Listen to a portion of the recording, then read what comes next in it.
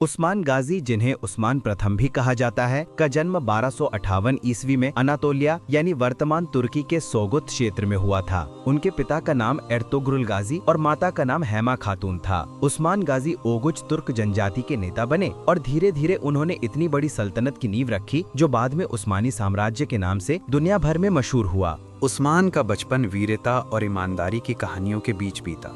उनके पिता अर्तुगरुल गाजी एक साहसी, धार्मिक और न्यायप्रिय व्यक्ति थे। उन्होंने अपने बेटे को इस्लामी शिक्षा के साथ साथ घुड़सवारी, तीरंदाजी और युद्ध कौशल भी सिखाए।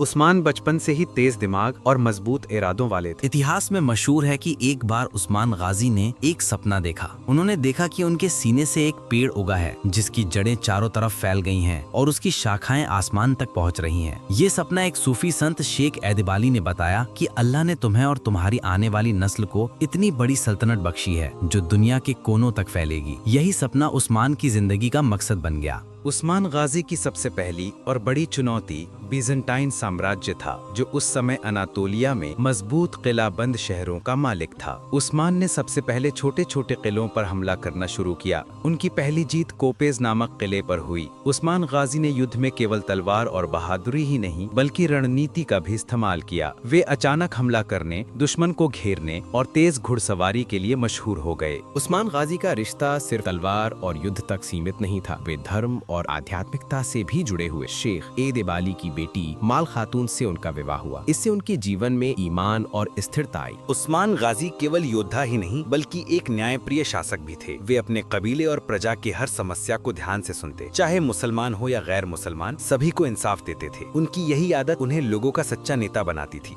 उस्मान गाजी की सबसे बड़ी जीतों में से एक थी बुरसा शहर की घेराबंदी। ये बिजंताइन साम्राज्य का एक मजबूत गढ़ था। कई वर्षों तक संघर्ष चलता रहा। अंततः मुसलमानों ने इसे जीत लिया। ये विजय उस्मान गाजी के साम्राज्य की नींव का पत्थर साबित हुई। 1299 ईस्वी में उस्मान गाजी ने आधिकारिक रूप से अपनी सल्तनत की घोषणा की। उन्होंने अपने राज्य का नाम रखा उस्मानियों की सल्तनत यानी ऑटोमन एम्पायर। धीरे धीरे उनकी सल्तनत अनातोलिया से बढ़कर 3 महाद्वीपों तक फैल गई, एशिया, यूरोप और अफ्रीका। उस्मान गाजी ने 1326 ईस्वी में अपनी जिंदगी पूरी की, लेकिन उनके बेटे ओरहान गाजी ने उनके अधूरे सपनों को आगे बढ़ाया और सल्तनत को और मजबूत बनाया। उस्मान गाजी को बुरसा में दफन किया गया।